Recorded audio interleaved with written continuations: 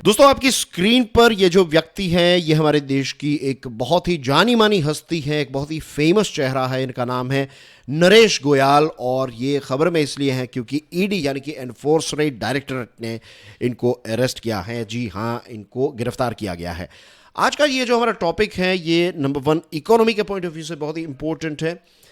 अगर आप general studies paper 3 के सिलेबस को देखेंगे then you will find security, और सिक्योरिटी के तहत money laundering and its prevention जो है वो स्पेसिफिकली मेंशन किया गया है। तो इस टॉपिक के पॉइंट ऑफ व्यू से भी आज की हमारी डिस्कशन बहुत ही इंपॉर्टेंट है। दोस्तों, मेरा नाम है प्रशांत मावानी, आप देख रहे हैं स्टडी ग्लोस। आप मेरे दूसरे लेक्चर्स जैसे कि द हिंदू एनालिसिस जैसे लेक्चर्स जो हैं वो क्यूरियसली एजुकेशन नाम की चैनल पर देख सकते हैं।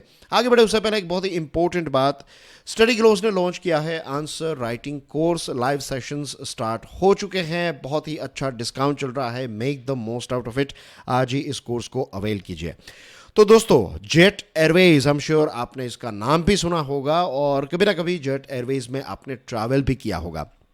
फ्राइडे की बात है, यानी कि आज जब हम बात करें तो टुडे इज सैटरडे मॉर्निंग, और कल फ्राइडे को ये जो नरेश गोयल साहब हैं, जो जेट एयरवेज के फाउंडर हैं, उनको एनफोर्समेंट डायरेक्टोरेट ने अरेस्ट किया है। अब क्यों अरेस्ट किया है?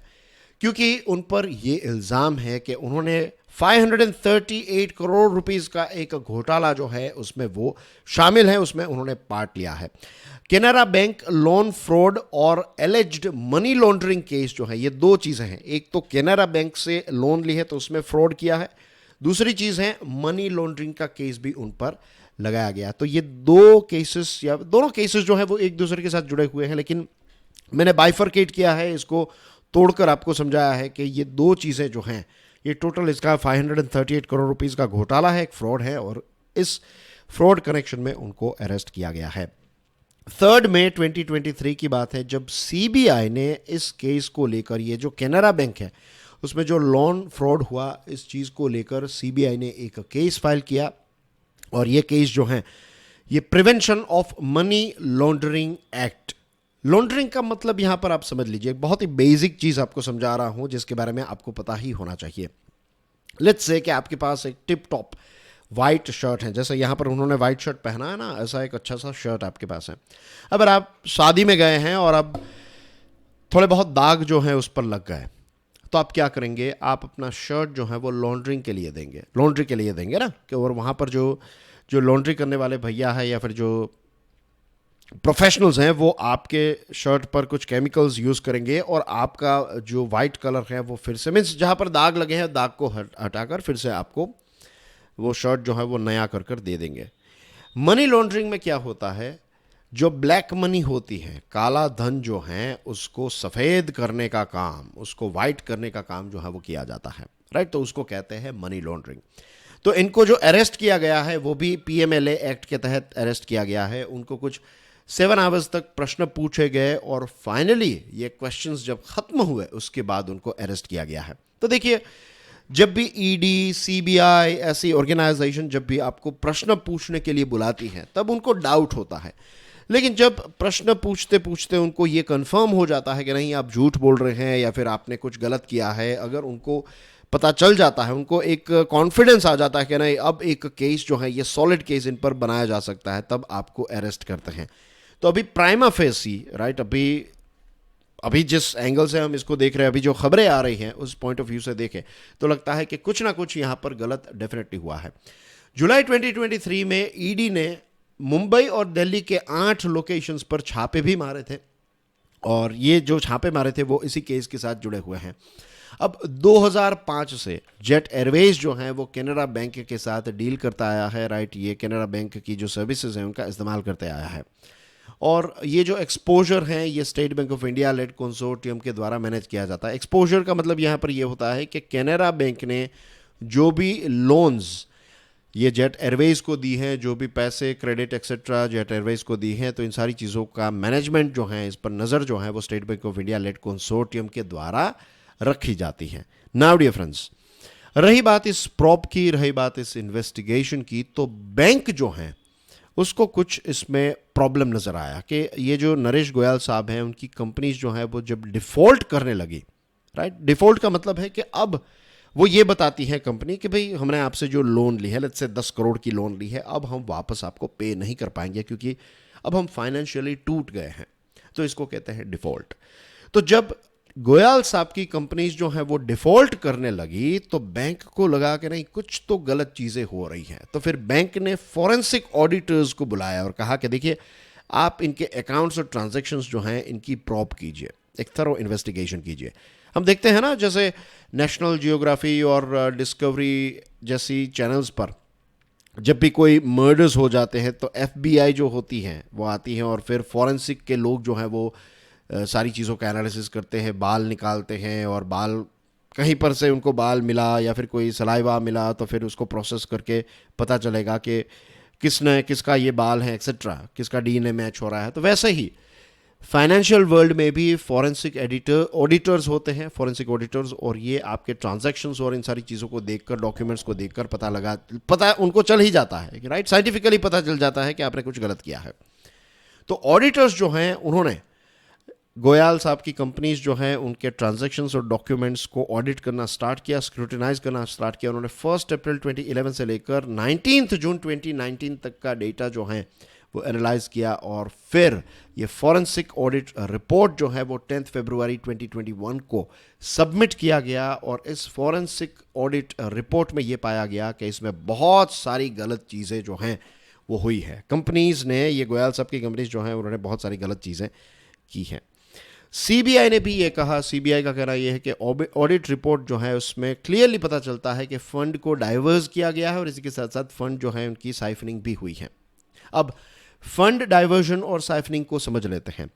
फंड डाइवर्जन और साइफनिंग जो है वो बेसिकली एक चीज़ के साथ जुड़ी हुई है। इसमें कॉमन चीज़ ये है कि आपने पैसे लिए हैं, राइट, आपने लेट्स से लोन ली है, एक उधार पर पैसे लिए हैं, बोरो किए हैं पैसे, लेकिन आप इन पैसों का इस्तेमाल जो है वो कुछ अलग तरीके से या फिर अलग पर्पस के लिए करते हैं।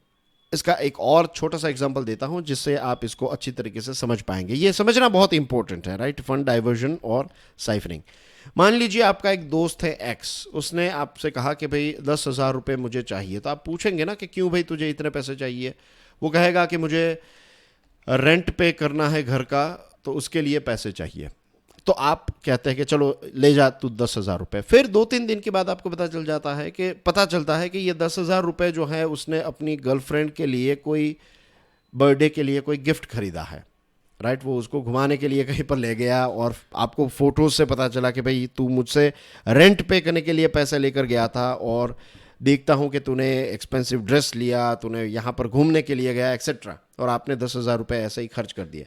तो आपको गुस्सा आएगा कि भाई मैंने तुझे रेंट के लिए दिए थे पैसे ताकि तू रेंट पे कर सके, तेरे घर पर कोई प्रॉब्लम ना आए, और तू यहाँ पर पैसा लेकर ये कर रहा है। Same thing goes with a bank as well. Bank जब आपको पैसे देती है तो क्लियर पर्पस होता है, आपको बताना पड़ता है ना कि भाई मैं इससे घर खरीदूंगा, बिजनेस के लिए लोन चाहिए एक्सेट्रा।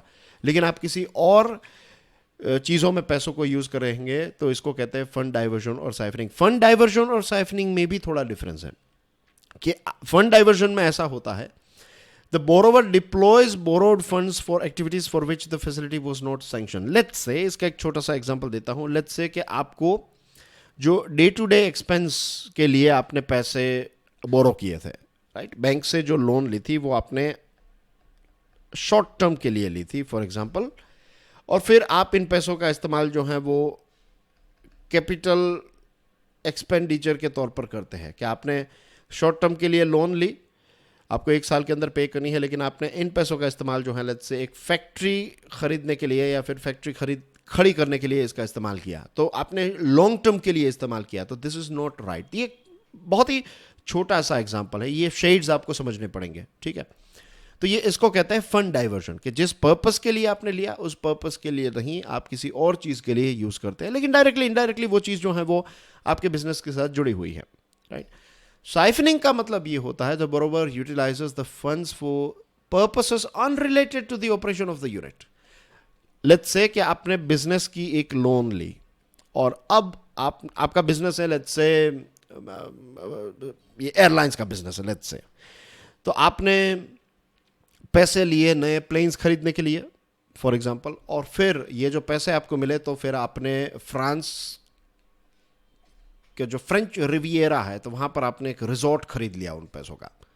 अब आपका ये बिजनेस ही नहीं है, आपका बिजनेस है एयरलाइन का, और आपने किसी और चीज़ के लिए, राइट, जो जिसका कोई कनेक्शन एयरलाइन के साथ नहीं है, आपने कोई ऐसी चीज़ कर ली, राइट, तो इसको कहते हैं siphoning. The borrower utilises the funds for the purpose unrelated to the operation of the unit. इसका कोई रिलेशन ही नहीं है। जो इससे पहले का हमने कनेक्शन देखा फंड डाइवर्जन, तो इसमें एक रिलेशन था, हमने लॉन्ग टर्म और शॉर्ट टर्म का डिफरेंस देखा, तो उसमें आपने यूज़ किया था पैसे, डायरेक्टली इनडायरेक्टली आपके बिजनेस के साथ जुड़े हुए थे, लेकिन वो नहीं कर सकते आप टर्म्स एंड कंडीशन के हिसाब से। लेकिन यहाँ पर तो आप टोटली कोई और चीज़ कर रहे हैं, ठीक है। तो यहाँ पर प्राइमा फेसी ये पता चला है और रिपोर्ट से ये पता चला है कि यहाँ पर पर्सनल एक्सपेंसेस के लिए पैसों को डाइवर्ट किया गया, राइट, सैलरीज, फ़ोन और ये सारी चीज़ें खरीदना, बिल पे करना एक्सेट्रा, और इसी के साथ साथ जो व्हीकल्स हैं, राइट, फैमिली के व्हीकल्स, ये सारी चीज़ों में ये पैसे जो है वो डाइवर्ट किए गए। फिर जो गोयल साहब हैं उनकी एक दूसरी कंपनी है जेट लाइट, तो फॉरेंसिक ऑडिट में ये भी पता चला कि ये पैसे जो है वो जेट लाइट को दिए गए, जेट लाइट को लोन के तौर पर या फिर एडवांसेस के तौर पर, इन्वेस्टमेंट के तौर पर ये पैसे जो है वो दिए गए, और फिर जेट लाइट जो है वो डूब जाती है या फिर इनके पैसे जो है वो राइट ऑफ किए जाते हैं कि अब ये जेट लाइट से पैसे जो है वो वापस नहीं आएंगे। तो इस प्रकार की चीज़ें जो है वो कंडक्ट की गई।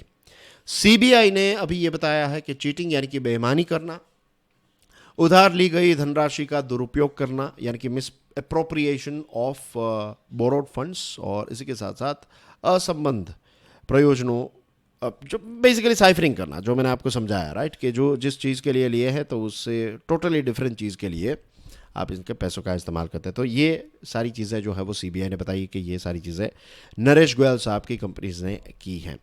And that's everything in today's discussion dear friends. I hope आज के इस डिस्कशन से आपको सिर्फ ये करंट टॉपिक, जो करंट अभी एक ट्रेंडिंग न्यूज़ है उसके बारे में नहीं, उससे और डीपर हम गए हैं। हमने साइफरिंग और फंड डाइवर्जन का मतलब क्या होता है, मनी लॉन्ड्रिंग क्या है, ये सारे कॉन्सेप्ट को भी समझने का प्रयास किया है।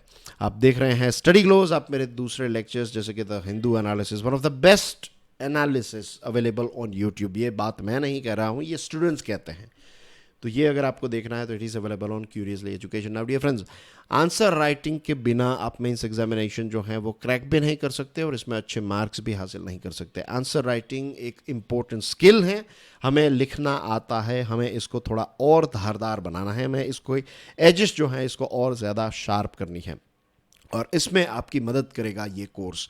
ये कोर्स की कीमत जो है ये 3 डिजिट के अंदर है, राइट, 3 डिजिट के अंदर है। जी हाँ, यू वॉन्ट बिलीव, दूसरे कोर्सेज को आप देखेंगे तो दे आर इन थाउजेंड्स, और यहाँ पर लक्ष्य ये है कि ज़्यादा से ज़्यादा स्टूडेंट्स जो हैं, खास करके ऐसे स्टूडेंट्स जो महंगे कोर्स अफोर्ड नहीं कर पाते हैं, उनको भी क्वालिटी एजुकेशन का लाभ मिले। इसी चीज़ को ध्यान में रखते हुए इसकी प्राइस कम रखी गई है। बाकी क्वालिटी अगर आप देखेंगे then you will find top notch quality का ये कोर्स अवेलेबल है। Don't wait any more, right, इस लाइव सेशन स्टार्ट हो चुके हैं, don't miss it, make the most out of it. Thank you very much, God bless you all, जय हिंद।